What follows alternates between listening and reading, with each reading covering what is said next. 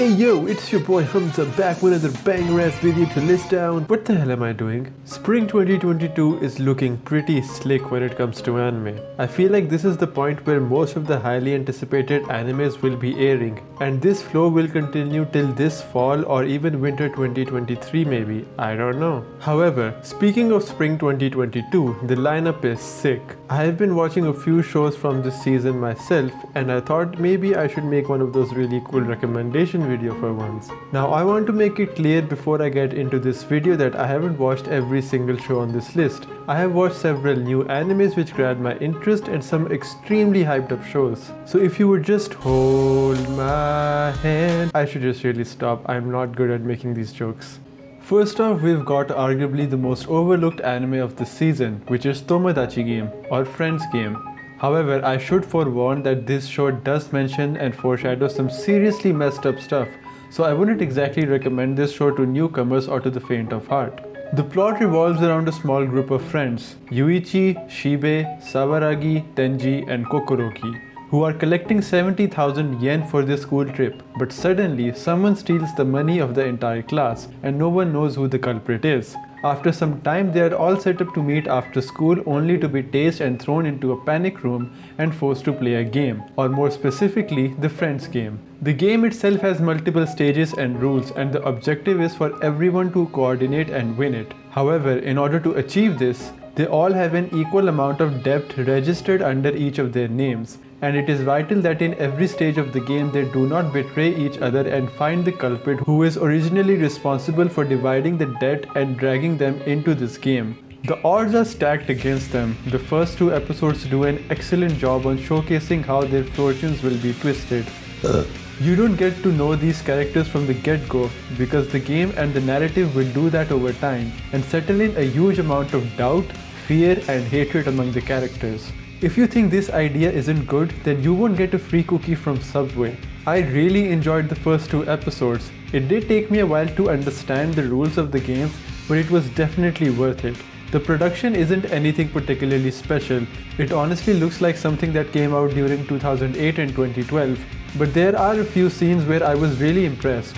I'd say you should at least give the first two episodes a watch, and if you don't like it, then just skip over it. And I really hope the story doesn't contradict itself at any point, otherwise it's going to make me look really stupid. There is a certain level of awkwardness which is very enjoyable. The jokes can be a bit weird, but if the punchline hits the right notes, then I'm all for it. Aharen-san is Indecipherable does just that, and I have been enjoying this series so much. I watched the trailer about a week before it began airing and I knew instantly that I should not miss out on this show. Aharen-san is seated next to Raido in their first year of high school. According to the synopsis, Raido is supposed to look super menacing, but to me he looks like a really laid back and chill dude. His aim is to make friends because he spent his entire time in middle school alone. So he takes the first step and introduces himself to Aharen-san, who is not interested in talking to him in the slightest. That is at least what the show wants you to think at the start. In reality, Aharen is just really bad at communicating with people and has no idea of personal space. Raido and Aharen are a pair who hardly understand each other's motives, but both of them are willing to work their hardest. Their friendship leads to such awkwardly hilarious moments which end up being ridiculously wholesome. So far, the first 3 episodes are available, so give it a shot. If you watched the previous season of Komi-san, then it makes no sense to skip over this new one. I haven't made a separate video on this even though it was one of my favorite animes last year, so let me give you a rundown. Communication disorder is an issue where one has difficulties to socialize with others. However, it must be kept in mind that these aren't folks who don't want to socialize with others. Our lead female Komi has this exact same issue. So in high school, our lead male character Tadano will help her achieve the goal of making 100 friends and in the process help her overcome her communication disorder. If you think every single part of the story is going to revolve around this plot, then you're already losing. Komi Can't Communicate is a story which very beautifully invests its audience into the world.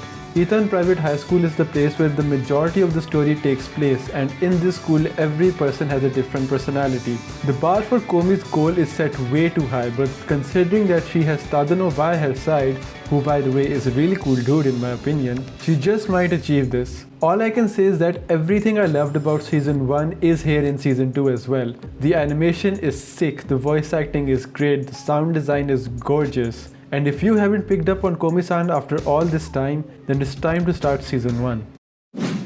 Shield Hero is back with a season 2, and I'm gonna be honest, despite all the hype surrounding this anime, I still haven't watched it. Isekai is the shittiest and dog balls genre to me. Every time I read the synopsis of one, I am hardly able to differentiate between them. However, anyone who watched season 1 isn't going to listen to me. It appears that Kevin Penkin is back for the music and Kinema Citrus is collabing with another studio for this one. So you know, go ahead and watch it I guess, I don't know. Similar to Shield Bro and Komi-san, if you have watched the previous 2 seasons of Love is War, then you are most likely going to watch this season too. I don't particularly look forward to anything because the last 2 to 3 episodes are what most of the build-up is needed for. Don't get me wrong, I don't hate the show, I'm actually quite fond of it. But seeing that Kaguya and Miyuki really haven't developed their relationship here since season 1 is a bit annoying. Still, I do like most of the characters and it seems the comedy aspect is improved. Just like everyone else, I love the over-the-top and over-exaggerated jokes. And it's purely because of how good the voice acting is. Although I'm not very deeply invested in the main couple getting together right now, I could do a complete 180 and tell everyone about how good this show is. But for now, it's hitting the back burner as a bonus content. This one is gonna sound really weird to be honest. You're probably looking at me as if I'm a complete weirdo, and well, you're not wrong about that. But I have been looking forward to this anime for a while, so let me tell you what it's about. Yu Izumi is in his second year of high school and his everyday life is almost ruined thanks to the bad luck that constantly follows him. That's right, it is almost ruined. Because his really cute girlfriend is here to save the day. Shikimori is probably the coolest girl of this season. You can disagree if you want to though, I don't care. As a manga fan, it honestly hurts to see how much crap people have been giving this anime honestly. Nowadays we have settled for the famous, "Oh, what is this feeling inside my chest?" or "I'm just not his/her type" tropes which push the pair closer over time. But with Shikimori is not just a cutie, I really like the pre-developed relationship between the characters, even though that is not the best way to start a story. Yes, this is a slice of life rom-com, but at the same time the series stays grounded. It really elevates itself over time as a story where this set of characters deepen their bonds. People have been complaining about Izumi's character because he hasn't gotten any development over the first 2 episodes. I'm sorry, did that sound stupid? I really like the production of this series. The opening and ending songs and visuals are beautiful, the voice acting is mostly spot on, and it is a major surprise how good Toga Kobo worked on this considering their previous projects were complete disappointments. I really hope the anime doesn't rush itself too much because there is potential for the season 2 here. Saving the best for last, baby! What the hell is wrong with me? Spike's family has been dominating every other anime this season. The math score drives me absolutely insane because again, as of me writing the script, only 2 episodes are out and it already topped Steins Gate, which is completely ridiculous to me.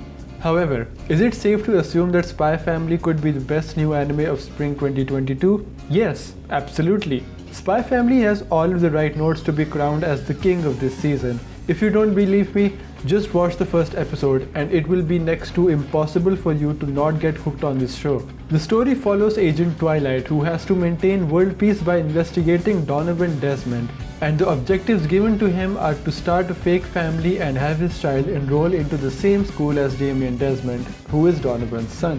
So, he adopts Anya Forger, the cutest little dork I have ever seen, but the catch is that she's an Esper. While the wife, Yor, is secretly an assassin, her sudden marriage gives her a perfect cover-up. The 3 of them find some sort of advantage by forming and developing this family, and you, my friend, will want to hug all of them. The narrative is snappy and to the point, the sound design is crisp, and I really like Anya's voice in general. 父、アーニャンチ、そうだ。テレビ This anime is actually a surprise collaboration between Studio Wit and Cloverworks, and it appears that both of the studios have been given different episodes to animate. Although it does sound like a disastrous idea, I think the cooperation between the two sides could bring about the best possible product. I personally did not enjoy episode 2 as much as I enjoyed the first one, but it's way too early for me to give up on this show.